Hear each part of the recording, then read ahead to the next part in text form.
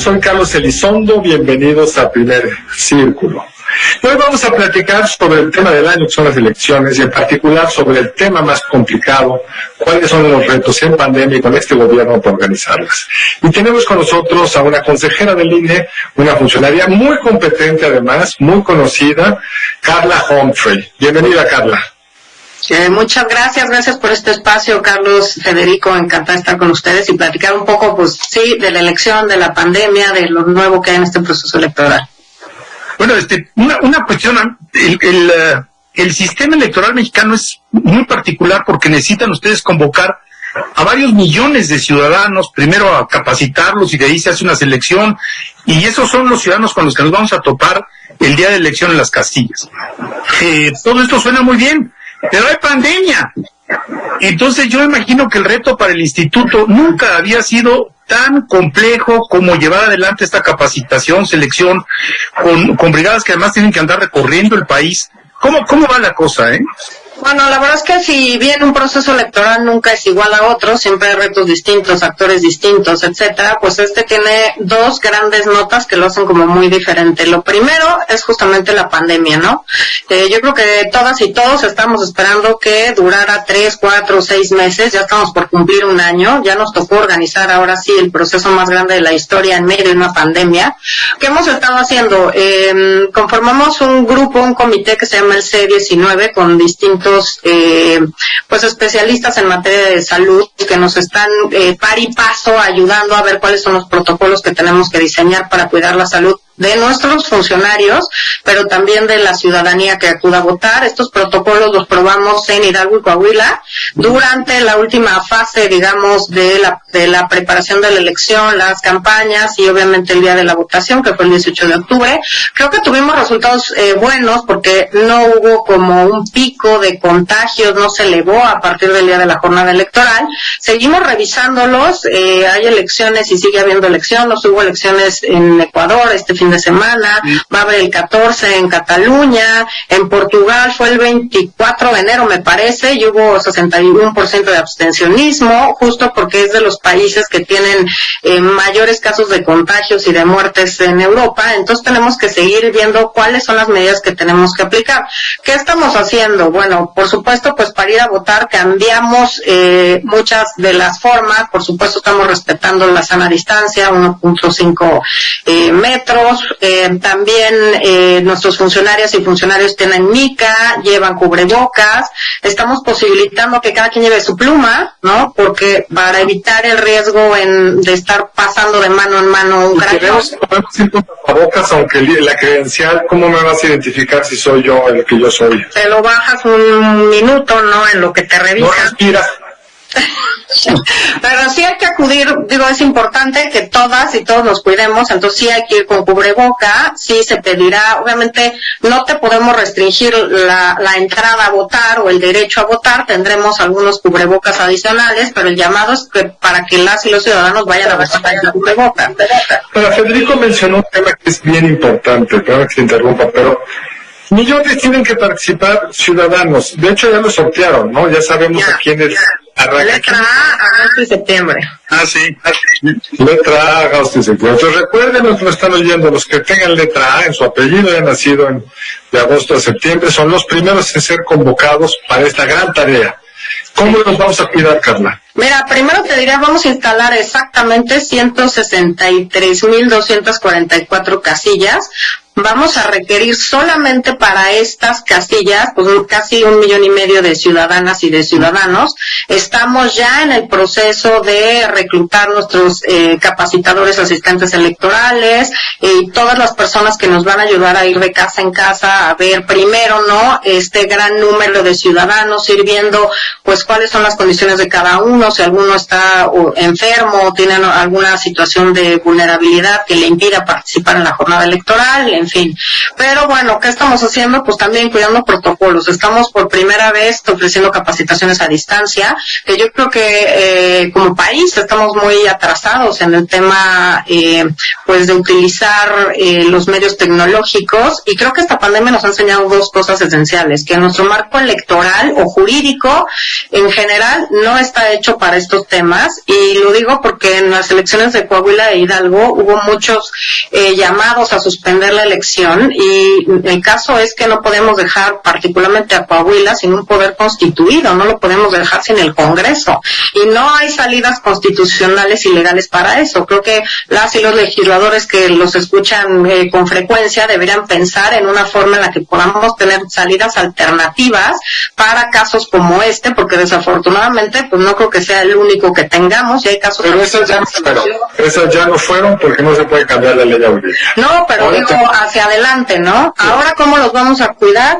Pues obviamente, te decía, estamos utilizando tecnología, hay capacitaciones a distancia, muchos de los procesos se pueden hacer online. Por ejemplo, si quieres ser observadora o observador electoral, todo lo puedes hacer en línea hasta recoger tu acreditación, y estamos impulsando que incluso nosotros en la conformación de OPLES se hagan todas las etapas en línea.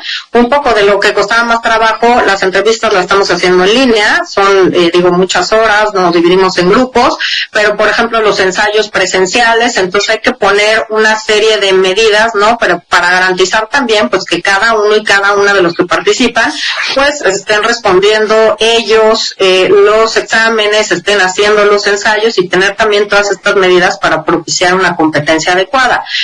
Digamos, todo eso es bien importante, pero a mí jamás hay un tema que, ¿cómo lo están viviendo ustedes? Que es el de las vacunas. Federico ha escrito sobre eso, no sé qué hayas pensado tú, cómo resolver el tema vacunas, pandemia, ¿se dará prelación a la capacitación a quienes tengan vacuna? ¿Cómo están pensando eso? Y ¿sabes qué también, Carlos? Yo creo que es muy importante pensar en todos estos ciudadanos que van a ir, que se están moviendo en el país, que deberían de tener prioridad porque pueden no solo infectarse, sino también convertirse en un foco de infección. Los que van de casa acá en casa. Claro, o sea, yo creo que las prioridades que ha establecido el gobierno se entienden perfectamente, pero por ejemplo, al presidente nunca le debió de haber dado COVID, se debió de haber vacunado. Los ministros de la Corte se deberían de vacunar, y yo te diría ampliarlo a jueces y magistrados. Lo que ocurrió en el Tribunal Electoral, pues es muy preocupante. Deberías de pensar, por ejemplo, es como en los aviones cuando dicen, en caso de despresurización, el adulto póngase primero la mascarilla para atender al niño que la necesita. Es decir, tenemos que pensar en los órganos que guían a la nación y protegerlos, porque esto va para largo, y en ese caso está el INE. Yo diría que en procesos electorales, pues la materia electoral se convierte en un tema de seguridad nacional. Me parece que son obvias las razones. Yo propuse, y esto lo digo a título personal, tenemos reuniones todas las semanas las y los consejeros electorales, yo propuse tocar base con el gobierno federal para que no que nos vacunen a nosotros, no Carla, no, sino que vacunen a esta gente que va de casa en casa, que tiene que capacitar a muchas de las personas. ¿Cuántos son, Carla? ¿De qué estamos hablando? De ciudadanos que nosotros requerimos son 1.469.196.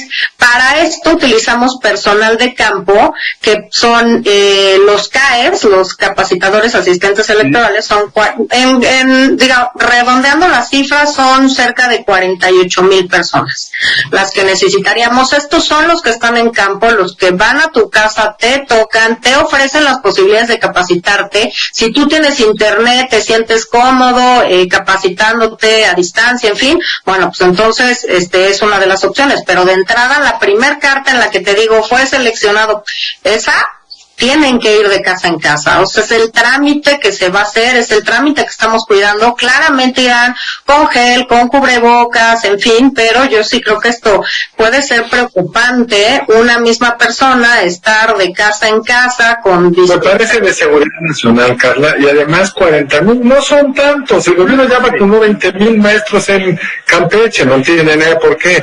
Si hemos comprado millones y millones de vacunas, como lo dice el gobierno, es mucho más importante vacunar estos 40,000, como otros. Hay policías que hay que vacunar, miembros del ejército que hay que vacunar, incluso antes que los adultos mayores, yo diría. Pero en fin, ese es un tema que ojalá lo puedan promover. Ahora, yo no soy consejero, pero a veces sueño con cosas. ¿Sueñas con ser consejero? No. Tengo pesadillas de qué ha de ser consejero. O sea, ¿qué te quita el sueño, digamos, además de la pandemia? Porque es la elección más complicada de que me puedo imaginar. ¿Qué te quita el sueño a ti, Carla? Les decía al principio que yo veo como dos temas como centrales: el organizar un proceso electoral en pandemia, y la segunda es el tema de violencia política en razón de género. Ya establecimos determinadas medidas para garantizar paridad, ya se impugnaron, en fin, fue tema de debate varias semanas. Ya también establecimos esta declaración de 3 de 3 contra la violencia. En fin, hemos ido dando pasos, pero me preocupa mucho la violencia política en razón de género. Me preocupa que una mujer no sea atendida cuando se esté siendo violentada solamente por intentar ejercer sus derechos político-electorales. Me preocupa que la reforma, y incidimos mujeres y hombres aliados durante muchos años, y la Consejería Jurídica del gobierno anterior no quería el tipo penal de violencia política, porque decía que cómo iban a estar magistradas persiguiendo políticos que violentaran mujeres. Y pues vimos claramente que necesitamos un tipo penal también, no solo sanciones administrativas, no solo procedimientos sancionadores que los desahoguen de forma sumaria, sino también una serie de medidas que inhibieran este tipo de conductas, y unas de ellas iban claramente por multas y por sanciones de... Pero eso no existe, eso no lo tenemos. Existe ya a partir del 13 de abril, que es de 2020, que se reformaron 8 leyes, 6 generales y 2 federales, para dar este marco, digamos, de combate a la violencia política en razón de género. A partir de esto, los partidos políticos tienen determinadas obligaciones, las autoridades electorales otras, la Fiscalía de Delitos Electorales también, y también hay una vía por la ley de responsabilidades.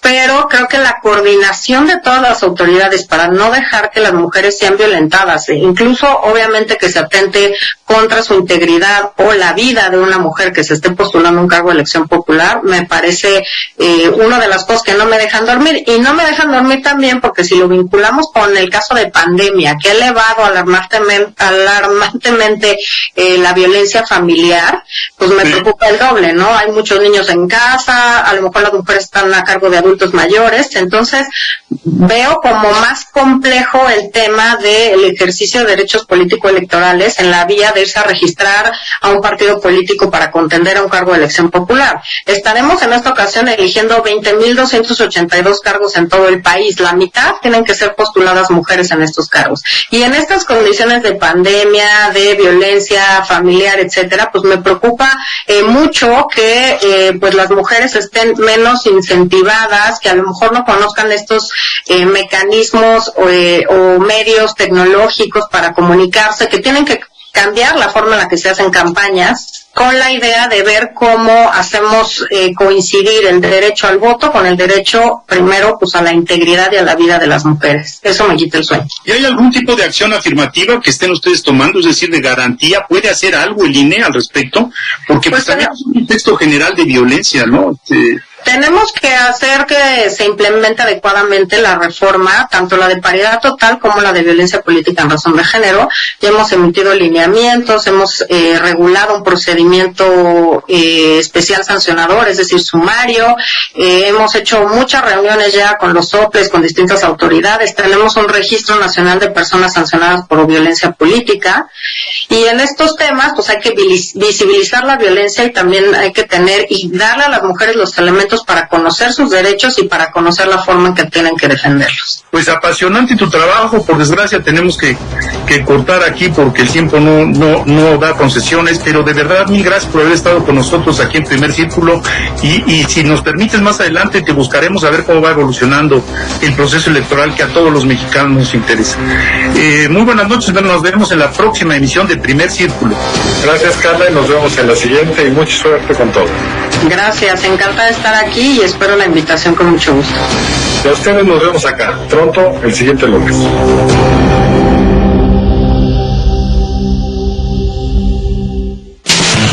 Sé tú mismo.